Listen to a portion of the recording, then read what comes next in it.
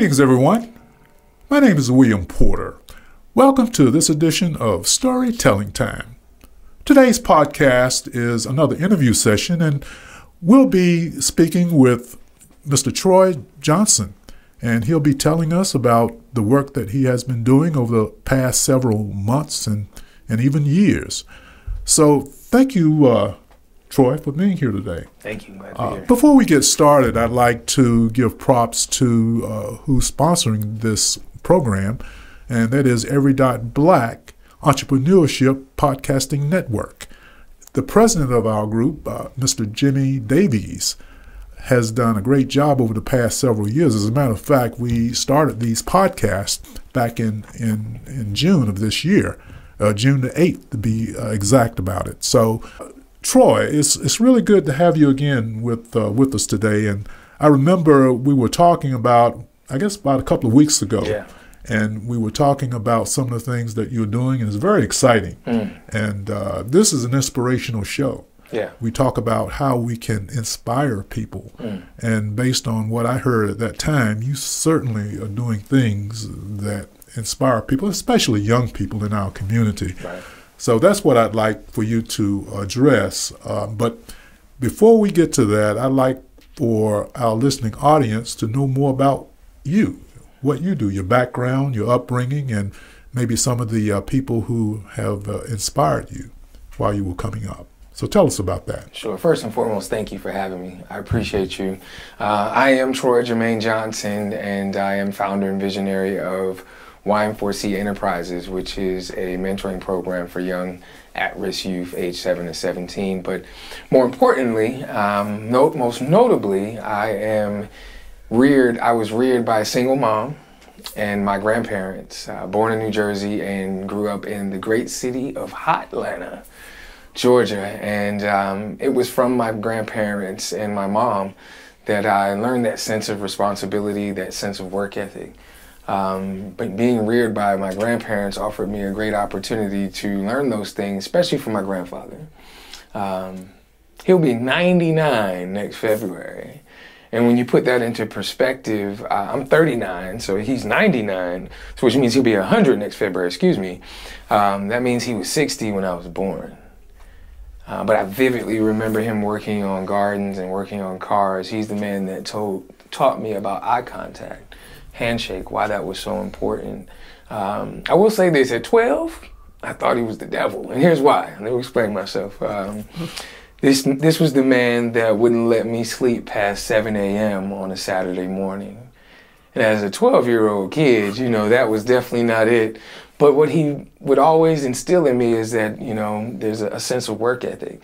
And I truly believe that is because of that example and because of that stern upbringing and because of that example that he set that I'm able to do so effectively what I do now. Well, that's good. I remember, and I think a lot of us remember our younger days when we were growing up and some of the advice that we may have gotten from our parents and, in your case, grandparents and grandfather in particular. Absolutely. So what are some of who are some of the other individuals perhaps that had a very significant influence in your life other than your grandfather? Yeah, well, of course, Grandma. We got to give love to Grandma. She was the nurturer. Grandma kept me on junior everything, junior choir, junior usher board, junior bake sale. There was a junior in church involved, I was in it. But it was that sense and those seeds that she planted in me as far as from a spiritual perspective, that like the bamboo shoot, did take a while to germinate and come from underground. But what if she didn't plant those seeds? What if she didn't give me that balance and that sense of direction? Grandma gave me the direction, not the address. What do I mean by that? Grandma didn't have to say Philippians 4:13 says you could do all things through Christ. She just taught it to me. And eventually, over time, that stuck with me. And as the Bible says, when I begin to show myself approved, I still get aha moments from my grandma. I'll be honest with you, sir. The book of Matthew, and my grandmother used to use this line for saving money and not telling people your business, but she would always say, never let the left hand know what the right hand is doing. Well, we know that's in the book of Matthew. In contents biblically, it was talking about not boasting about your good works and not putting yourself on on blast, if you may, about some of the good deeds that you do.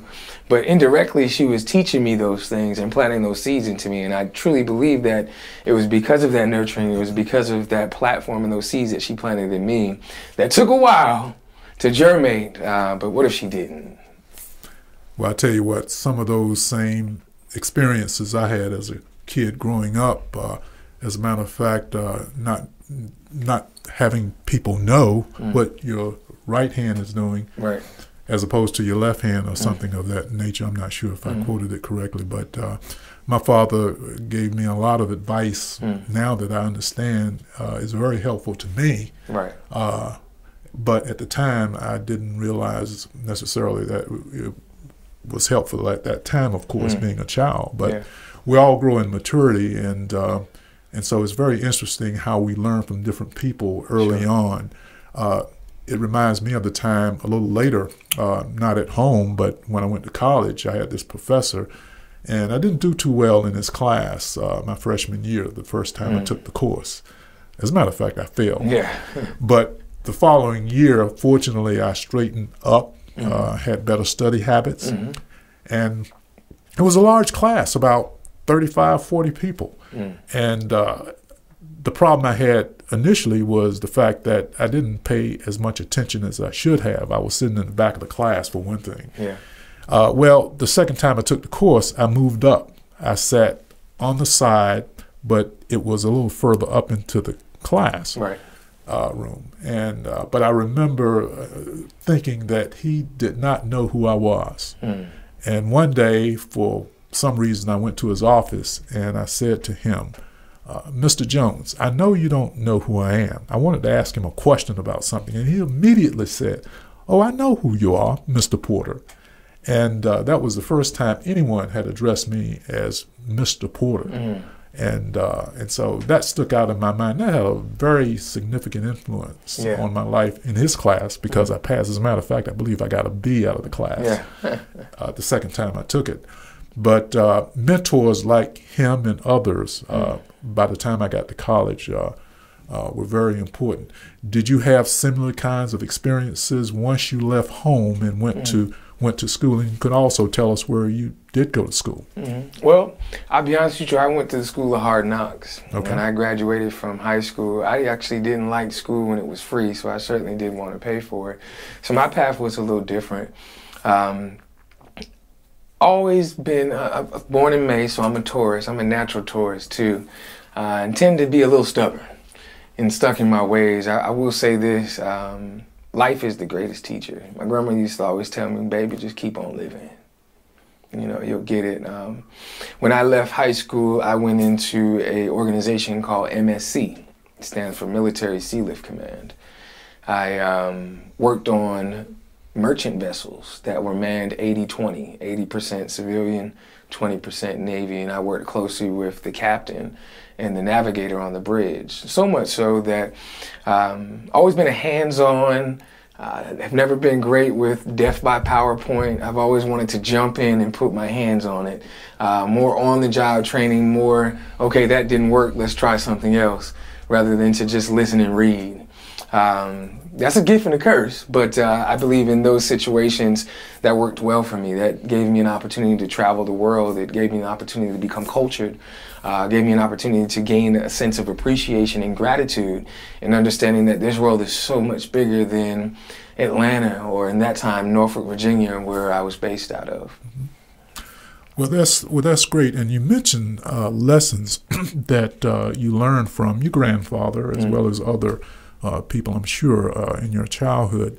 What specifically did you learn from him as well as others that has helped you in your business pursuits at this point in your life? Well, that's a great question. My grandfather was a VP at Kmart when Kmart was huge. I vividly remember him going to work in a suit and tie every day. Image, presentation, how you carry yourself played a huge role in who he was. And that's that business acumen and the example that I had as a child.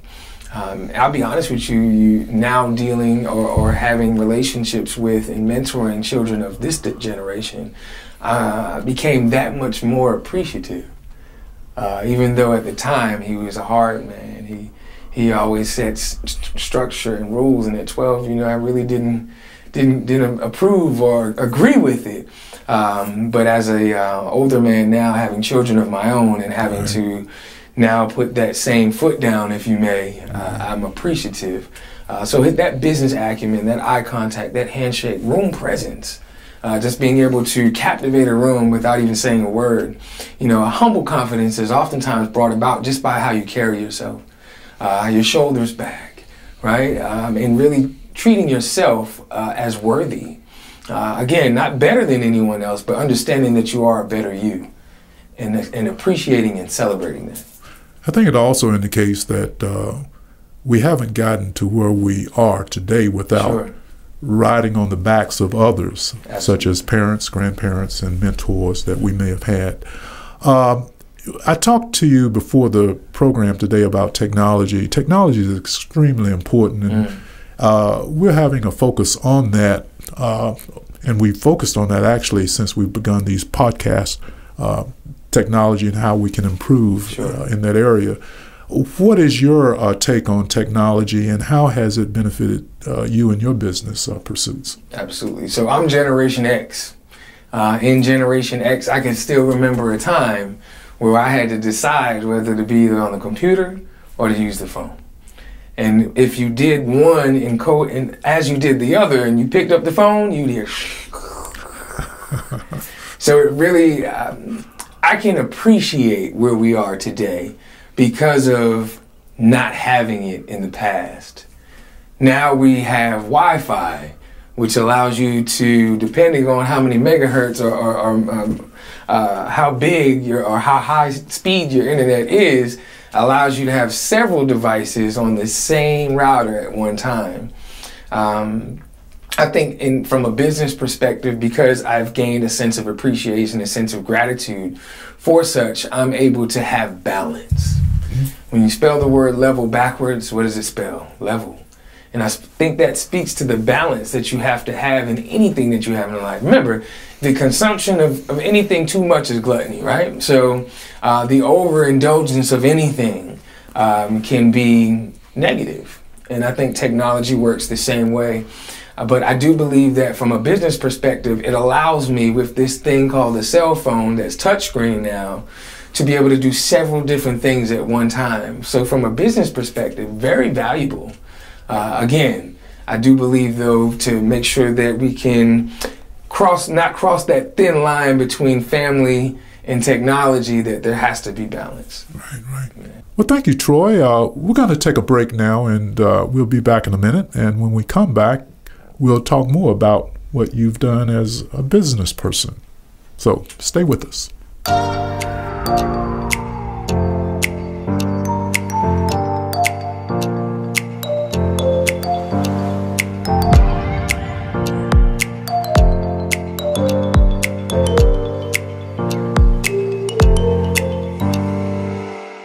Welcome back.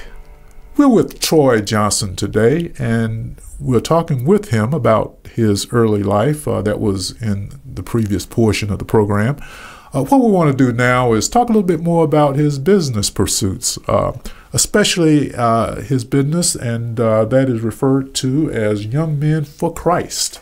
So tell us a little bit about that. So yes, absolutely. YM4C does stand for Young Men for Christ. We use practical teachings, character-based education, and physical activity to spark creative mindsets in young people, most specifically young men, ages 7 to 17.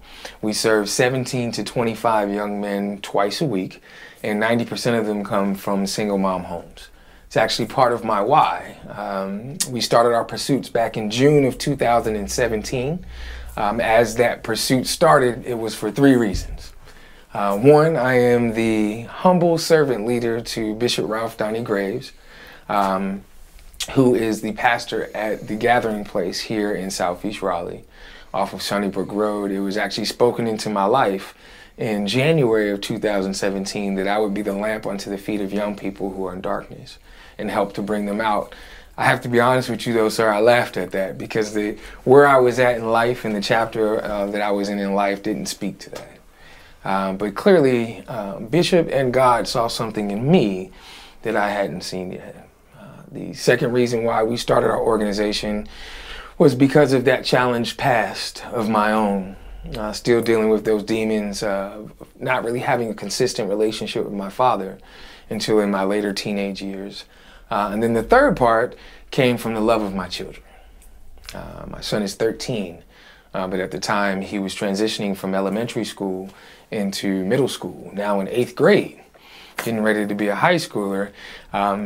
My son is a loving child, sir. He totally opposite to me. Not that I'm not loving. However, I'm not one to wear my emotions on my sleeve. Trust and vulnerability were very challenging for me at one time because of that lack of relationship from how I wanted it. Of course, my grandfather played a huge role, but he wasn't my dad. Right? So a lot of those demons ate at me. Throughout life, I became a human wrecking ball as it pertains to anger and bitterness. There's holes in the walls and relationships that were destroyed based upon me not dealing with those demons. I call it the power of the unpacked box, right? And that unpacked box following me through every chapter of my life into marriage. Well, once that was finally unpacked, I had to now deal with those frustrations and deal with those demons and raise a son that was totally different than me. And every bullying you could think of, he dealt with. And it wasn't but so much a big black man can do at the bus stop, because he still had to go to school with those kids. So I said, you know what? Let me go to the school. So I went to the school and I asked the powers that be, do you mind if I come to lunch and eat lunch with the kids? My son didn't want to tell me who it was, and rightfully so, because he didn't want that flack, that fodder. He didn't want to be part of the flashback of what happens when you try to advocate, because again, he was the one that had to spend 8 to 9 hours at this school with the same child. Well, you've heard this before, sir. Hurt people, hurt people. Well, I also believe that empowered people empower people. So I planted seeds at the lunchroom and used conversation and jokes to peel that layer of the onion of the why, once finding out who this kid was. Well, before you know it, I found out his why. The next time I met, I brought their favorite meal, which happened to be at that time Bojangles. Before you know it, we mended a relationship through understanding. Right. Well, I said, well, if I could do that with one kid, what else can I do? And that's how Y4C was birthed. Yeah. You know, you mentioned some scriptures earlier that your grandfather told you about, I believe, if I'm not mistaken. And one of the scriptures that my father told me about early on was that the strong must bear the infirmity of the weak. And I'm not sure exactly where that scripture comes from, but I think it's important that we become helpful to others who may not be as strong in a certain area, and that certainly applies to many of our young people today. And it really gives a lot of significance to what you're doing with young people. So it's great that you're doing that. I appreciate that. I've looked at your material, and as I said, you're doing a lot, and I'm sure we won't get to everything today. But one of the things that impressed me was one piece of material that I looked through, and it had on it the 5, I would think, aspects that are very, very important as we continue our business pursuits as well as our personal lives, for that matter. And I'll just read these quickly, and then you can comment on them. It says purpose, vision, mission statement, core values, and who we serve. So could you take some time and address some of those, if not all? Absolutely. I think that Habakkuk 2:2, since we're talking about scripture, and I don't know, sir, you spoke of the infirmities. I want to say that was pretty wise, so it probably was in Proverbs. Don't give me the line about the address, but it sounds like one of those things Solomon would have said, right? Exactly. Exactly.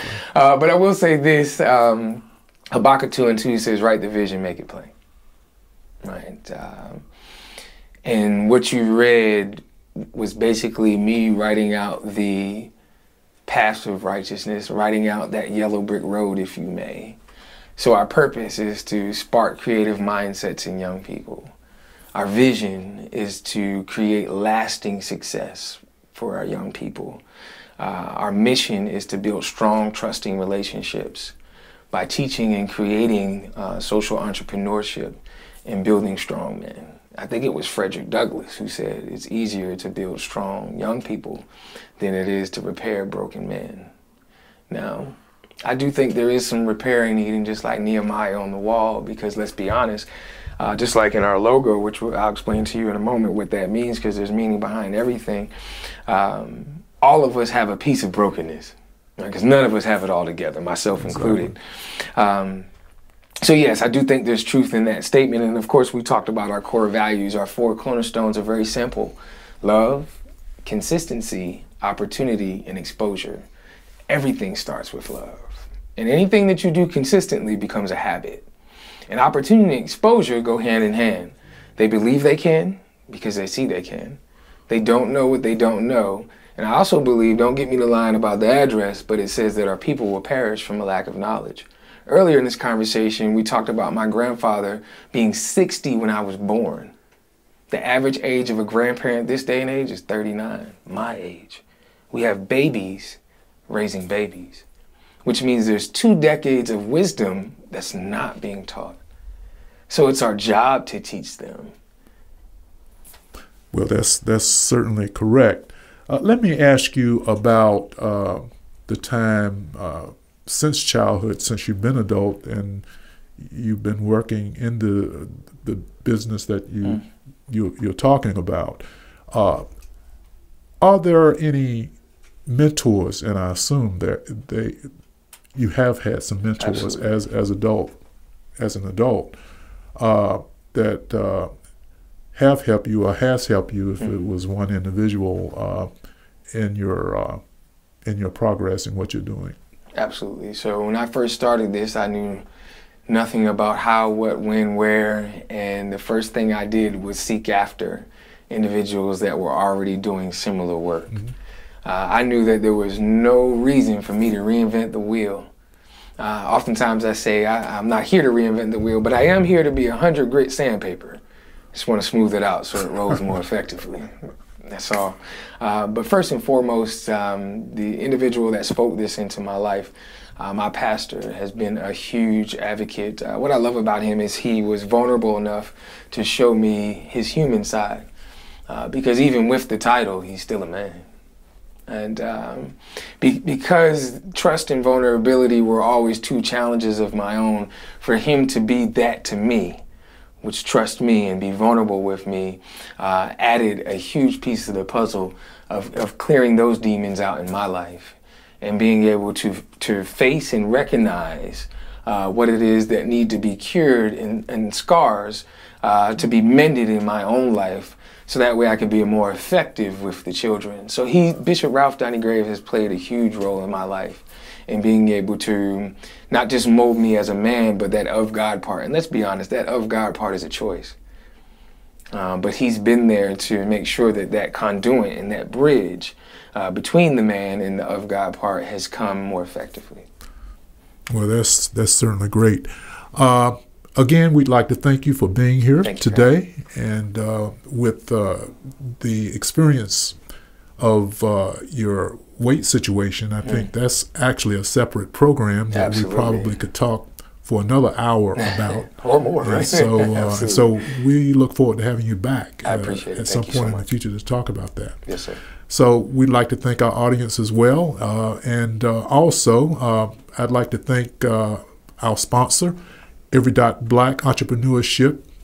And this is a podcasting network that was started last June, and we're very interested in new people coming on board. So contact the person that you see on your screen if you're interested. And one last thing, if you're going through something bad or if you're going through something good, just keep in mind that there's always more good things coming your way.